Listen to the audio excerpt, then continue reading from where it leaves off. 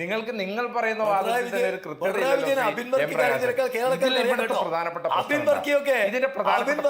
ഇപ്പൊ അടുത്ത കാലത്ത് രാഷ്ട്രീയത്തിൽ വന്ന ആളാണ്.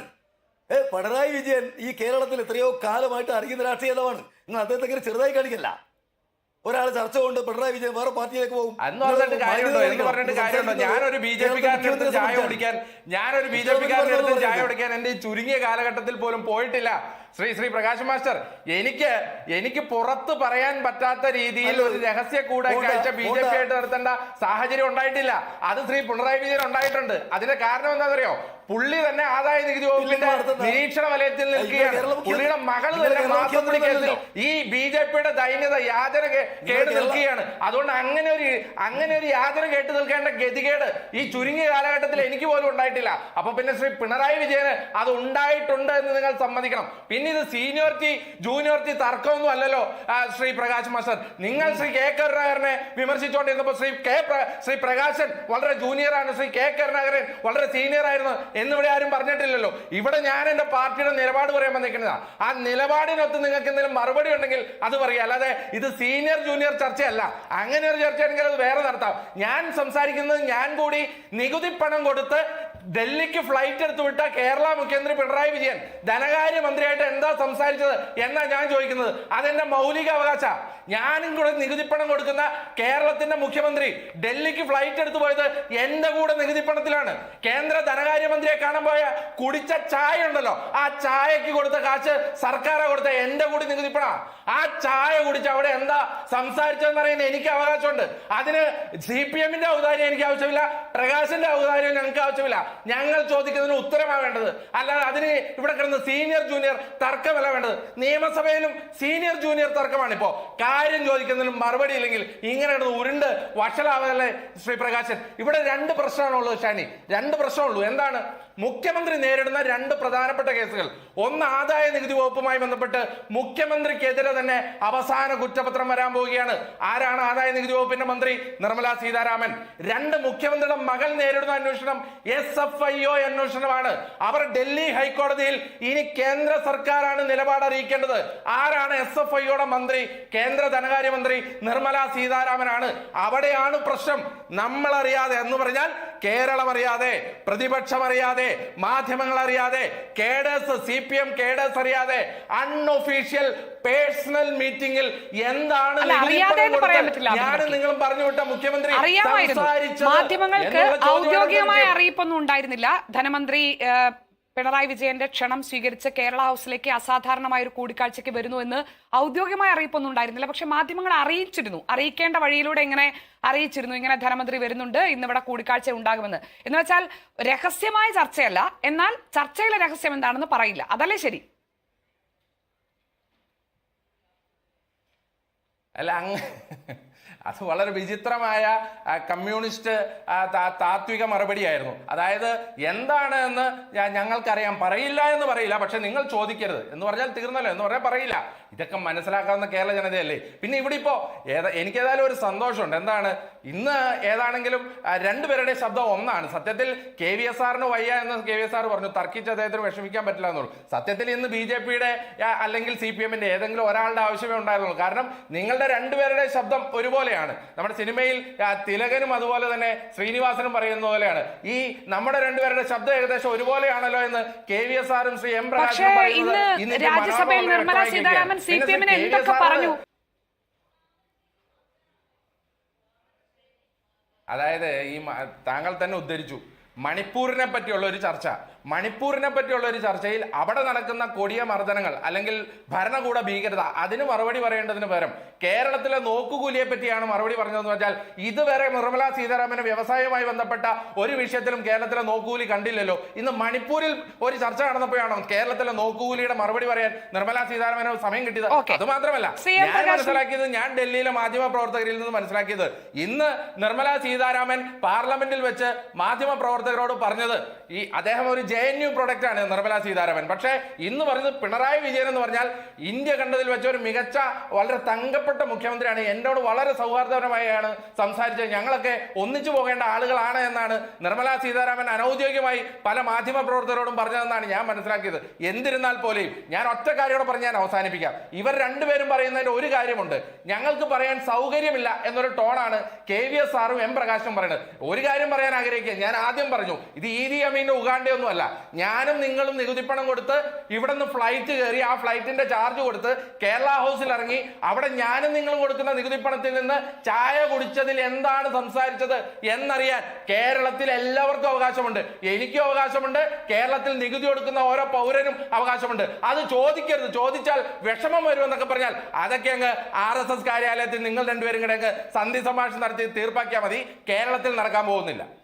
ശ്രീ M പ്രകാശൻ, അദ്ദേഹം കേന്ദ്ര ധനകാര്യമന്ത്രിയെ ഇരിക്കാനുള്ള അദ്ദേഹത്തിൻ്റെ ആ ശ്രമത്തെ ഞാൻ തീർച്ചയായിട്ടും അദ്ദേഹത്തെ പ്രശംസിക്കുകയാണ്. കാരണം അദ്ദേഹത്തിൻ്റെ മുഖ്യമന്ത്രിയുടെ മകൾക്ക് വേണ്ടി അദ്ദേഹത്തിന് ചെയ്യാൻ പറ്റുന്ന കാര്യം നിർമ്മലാ സീതാരാമനെ വാക്കുകൊണ്ട് പോലും ഒരു വാക്കുകൊണ്ട് വേദനിപ്പിക്കരുത് എന്നുള്ളൊരു നയം അദ്ദേഹം ഇതിനകത്ത് എടുക്കുകയുണ്ടായി. ഇല്ലെങ്കിൽ CPMന്റെ തനത് സ്വഭാവം വെച്ച് ഒരു കേന്ദ്ര ധനകാര്യമന്ത്രി, അതും BJPയുടെ നേതാവ് ഇങ്ങനെ ഒരു പ്രസ്താവന രാജ്യസഭയിൽ നടത്തിയിട്ട് അതിന് തക്കതായ ഒരു മറുപടി ഒരു ചാനൽ ചർച്ചയിൽ വന്നു പോലും പറയാൻ പറ്റാത്ത രീതിയിൽ ദുർബലമായി പോയി CPM എന്നുള്ളത് കൊണ്ട് ഇതിൻ്റെ അകത്തുള്ള അന്തർധാരയുടെ ആദ്യ തെളിവ് ശ്രീ M പ്രകാശൻ തന്നെയാണ്. ഇനി രണ്ട്, ഇന്ന് ഉണ്ടായ സാഹചര്യം, ഇന്ന് ബംഗാളിൽ നിന്നുള്ള രാജ്യസഭാ മെമ്പർ ബികാഷ് രഞ്ജൻ ഭട്ടാചാര്യ ഒരു ചോദ്യം ചോദിക്കുകയും അതിന് ഉത്തരം പറയുന്നതിനിടയിലാണ് ബഹുമാനപ്പെട്ട കേന്ദ്ര ധനകാര്യമന്ത്രി ഈ നോക്കുകൂലിയുമായി ബന്ധപ്പെട്ട വിഷയം ഉന്നയിച്ചത്. ആ നോക്കുകൂലിയുമായി ബന്ധപ്പെട്ട വിഷയത്തിൽ രാജ്യസഭാ മെമ്പർ ശ്രീ PP സന്തോഷ് കുമാർ കയറി പിടിക്കുകയും അദ്ദേഹത്തോട് മറുപടി പറയുകയുമാണ് ചെയ്തത്.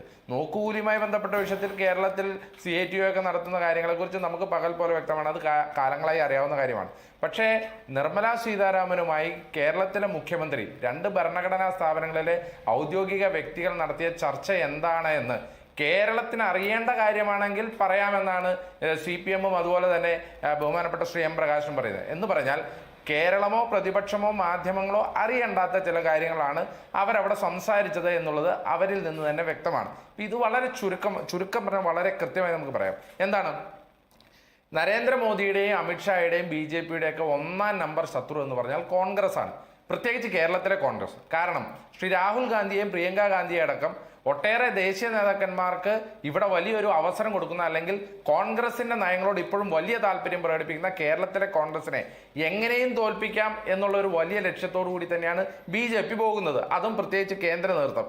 അതിനിപ്പോൾ കേരളത്തിലെ BJP നേതൃത്വത്തിനെ കൊണ്ട് യാതൊരു കാര്യവുമില്ല എന്ന് മനസ്സിലാക്കിക്കൊണ്ടാണ് ശ്രീ പിണറായി വിജയനെ തന്നെ ആ ഒരു കടമ ഏൽപ്പിച്ചത്. അതിനുവേണ്ടിയുള്ള സഹായങ്ങളൊക്കെ കേന്ദ്ര BJP നേതൃത്വം ചെയ്തു കൊടുക്കുകയും ചെയ്യും. അതിനുവേണ്ടി ശ്രീ പിണറായി വിജയന്റെ മകൾ തന്നെ പോയി ഒരു കുടുക്കിൽ വീഴുകയും ചെയ്തു. ആ കുടുക്ക് വെച്ച് കേന്ദ്ര BJP നേതൃത്വം നടത്തുന്ന വലിയ ബാർഗെയിനിങ് ആണ് ഇപ്പോൾ നടന്നുകൊണ്ടിരിക്കുന്നത്. കാരണം എന്താ? ഇപ്പൊ SFIO അന്വേഷണം നടക്കുകയാണ്, അതിന്റെ അന്തിമ ഘട്ടത്തിലേക്ക് വരുന്നു, കുറ്റപത്രം സമർപ്പിക്കാൻ പോകുന്നു. SFIO അന്വേഷണം നടക്കുന്ന ഘട്ടത്തിൽ അതേ SFIOയുടെ മേധാവിയായ കോർപ്പറേറ്റ് കാര്യമന്ത്രി ശ്രീ നിർമ്മലാ സീതാരാമനുമായി കേരളം അറിയേണ്ടാത്ത, പ്രതിപക്ഷം അറിയേണ്ടാത്ത, മാധ്യമങ്ങൾ അറിയേണ്ടാത്ത, നിയമസഭ അറിയേണ്ടാത്ത ഒരു കാര്യം സംസാരിച്ചിട്ടുണ്ടെങ്കിൽ വളരെ വ്യക്തമല്ലേ? സ്വന്തം മകളെ ഏതു വിധേനയും ഒന്ന് രക്ഷപ്പെടുത്തി തരണമെന്നുള്ള ഒരു പിതാവിന്റെ ദൈന്യതയും ദീനതയും യാചനയുമാണ് ആ മുറിയിൽ നടന്നത്. ആ യാചന കാണാൻ ഷാനി ശ്രദ്ധിക്കണം. ഈ ചർച്ച തുടങ്ങുമ്പോൾ കേരളത്തിലെ ഗവർണർ ഉണ്ടായിരുന്നു, പക്ഷെ ചർച്ചയുടെ 10 മിനിറ്റ് കഴിഞ്ഞപ്പോൾ ഗവർണർ പുറത്തിറങ്ങിയ ഉടനെ തന്നെ ഈ ശ്രീ KV തോമസിനോട് പുറത്തിരിക്കാൻ ബഹുമാനപ്പെട്ട മുഖ്യമന്ത്രി ആവശ്യപ്പെട്ടു. പിന്നീട് നടന്നത് ബഹുമാനപ്പെട്ട മുഖ്യമന്ത്രിയും കേന്ദ്ര ധനകാര്യമന്ത്രിയുമായിട്ടുള്ള സ്വകാര്യ സംഭാഷണമാണ് 25 മിനിറ്റ് നീണ്ടത്. ആ 25 മിനിറ്റ് നീണ്ടതിന്റെ സ്വകാര്യ സംഭാഷണം കേരളം അറിയേണ്ടാത്തതാണെങ്കിൽ വളരെ കൃത്യമാണ്. ബ്രേക്ക്ഫാസ്റ്റിന്റെ ഇടയിൽ കാല് പിടിച്ചിട്ടുണ്ടെങ്കിൽ മകൾക്ക് വേണ്ടി അതും ചെയ്യാൻ ശ്രീ കേരളത്തിന്റെ മുഖ്യമന്ത്രി തയ്യാറായിട്ടുണ്ട്. അതിനാണ് ഇവിടെ BJPയും CPMും തമ്മിലുള്ള അന്തർധാരയാണ് എന്ന് പറയുന്നത്. അല്ലെങ്കിൽ CPM പറയട്ടെ എന്താണ്? ഇപ്പോ നേരത്തെ ശ്രീ നരേന്ദ്രമോദി അദ്ദേഹത്തിന്റെ സഹപ്രവർത്തകനായിട്ടുള്ള പാർലമെന്റിലെ MP ആയിട്ടുള്ള ശ്രീ NK പ്രേമേന്ദ്രനുമായി പാർലമെന്റിന്റെ ക്യാൻറ്റീനിൽ മറ്റ് MPമാരുടെ കൂടെ ഒരു ചായ കുടിച്ചു. ആ ചായ കുടിച്ചതിന് ശേഷം CPMകാർ പറഞ്ഞ പ്രസ്താവന ഏതൊക്കെയാ? MV ഗോവിന്ദന്റെ ഭാഷയിൽ പറഞ്ഞാൽ വിരുന്നു പങ്കാളി, ബിനോയ് വിശ്വത്തിന്റെ ഭാഷയിൽ പറഞ്ഞാൽ ദാ ഇങ്ങനെ വിളിക്കുമ്പോൾ ചെന്ന് പോകുന്നയാൾ. ഇങ്ങനെ വിളിക്കുമ്പോൾ ആരാണ് ഇപ്പൊ ചെന്ന് പോയെന്ന് M പ്രകാശനും ബിനോയ് വിശ്വത്തിനും ഒക്കെ ഇപ്പൊ മനസ്സിലായി കാണുമല്ലോ. ഇങ്ങനെ രണ്ട് ഞൊടി ഓടിച്ചപ്പോഴേക്കും ആരാ അവിടെ ചെന്നതെന്ന്. അപ്പൊ അങ്ങനെ വിളിക്കുമ്പോൾ ചെല്ലുന്ന ആൾ ശ്രീ എളമരം കരീമിന്റെ ഭാഷയിൽ പറഞ്ഞാൽ ശുദ്ധ മര്യാദകേട് കാണിച്ച വ്യക്തി, നമ്മുടെ ബഹുമാനപ്പെട്ട ശ്രീ ഇ പി ജയരാജന്റെ ഭാഷയിൽ പറഞ്ഞാൽ അന്തർധാര.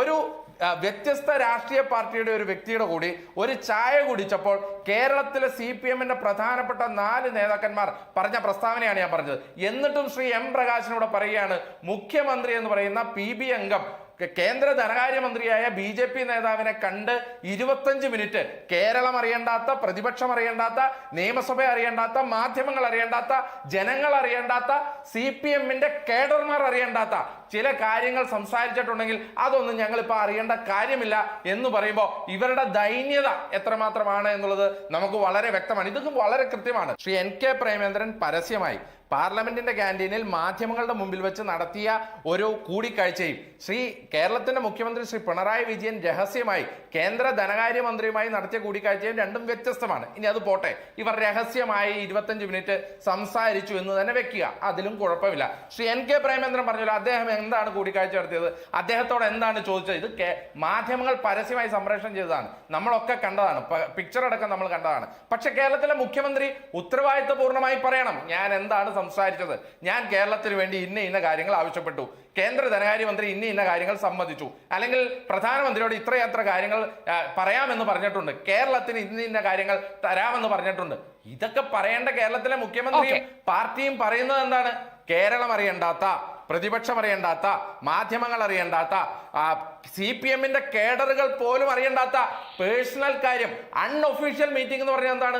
പേഴ്സണൽ മീറ്റിംഗ് ആണ്. അപ്പൊ അത്ര പേഴ്സണൽ ആയിട്ടുള്ള ഒരു കാര്യമാണ് അവിടെ സംസാരിച്ചതെന്ന് പറയുമ്പോൾ കേരളത്തിലെ മുഖ്യമന്ത്രി CPM-നും BJP-ക്കും തമ്മിലുള്ള അന്തർധാര സംസാരിക്കാൻ മുഖ്യമന്ത്രിയുടെ മകളെ രക്ഷപ്പെടുത്തുക എന്നുള്ളത് തന്നെയാണ്. അതിന്റെ പ്രത്യുപകാരം BJP-ക്ക് ലഭിക്കാൻ പോവുകയാണ്. ആ BJP-യും CPM-ഉം തമ്മിലുള്ള പാലമിടലാണ് അവിടെ നൽകി. എന്നാലും അറിഞ്ഞുകൊണ്ട് പോലും നിർമ്മല സീതാരാമൻ എന്ന് പറയുന്ന ഒരു വാക്കും അവരെ പറ്റി ഒരു വിശേഷണവും നൽകാൻ CPM നേതാവ് തയ്യാറാകാത്തതിൽ, അത് അറിഞ്ഞുകൊണ്ടോ അറിയാതെയോ തയ്യാറാകാത്തതിൽ എനിക്ക് ഇപ്പൊ അത്ഭുതമൊന്നുമില്ല. കാരണം നിങ്ങൾ തമ്മിലുള്ള അന്തർധാര ഏകദേശം ഇപ്പോൾ കേരളത്തിന് വളരെ വ്യക്തമായി കഴിഞ്ഞു. ശ്രീ M പ്രകാശൻ ഇതിൽ നിന്ന് വളരെ വ്യക്തമാണ്. ഒന്ന്, നിങ്ങൾക്കറിയാവുന്ന കാര്യമാണെങ്കിൽ നിങ്ങൾക്കറിയാം, നിങ്ങളത് പുറത്തു പറയണം. നിങ്ങൾക്കറിയില്ലാത്ത കാര്യമാണെങ്കിൽ അറിയില്ല, അവർ വ്യക്തിപരമായി പറഞ്ഞതാണെന്ന് പറയണം.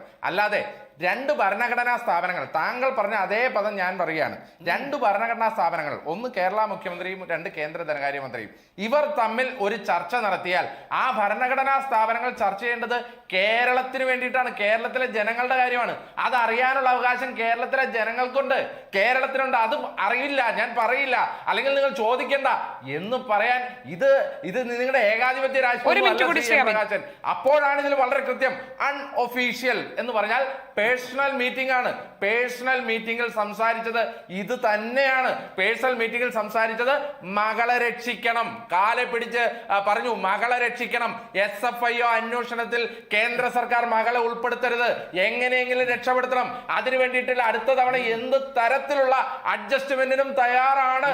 ഇത് തന്നെയാണ് പിണറായി വിജയൻ പറഞ്ഞിരിക്കുന്നത്. പിന്നെ RSS-നെ ഞങ്ങൾ അങ്ങ് ഒരുപാട് നേരിട്ട് എന്നൊക്കെ പറഞ്ഞാൽ ശ്രീ M പ്രകാശൻ, നിങ്ങൾക്ക് നാണമുണ്ടോ? RSS നിങ്ങളുടെ ഇത്രയോ പ്രവർത്തകരെ കൊന്നു തള്ളിയിട്ടുണ്ടെങ്കിൽ അതേ RSS-ന്റെ നേതാവിനൊപ്പം അൺഒഫീഷ്യലായി പേഴ്സണൽ മീറ്റിംഗ് അരമണിക്കൂർ നടത്തിയിട്ട് അത് എന്താണെന്ന് പോലും പറയാൻ പറ്റാത്ത ഏറ്റവും വലിയ നേതാവാണ് CPM-ന് ഇന്നുള്ളത് എന്ന് പറയുമ്പോൾ CPM എന്ന് പറയുന്ന പാർട്ടി RSS-ന് എത്രമാത്രം വിധേയമായാണ് ജീവിക്കുന്നതെന്ന് ഓർക്കണം. CPM അല്ലെങ്കിലും പിണറായി വിജയന്റെ മകളുടെ ഭാഷയിൽ പറഞ്ഞാൽ ഞാനും അപ്പനും ഭർത്താവും ചേർന്ന പാർട്ടിയാണ്. നിങ്ങളൊക്കെ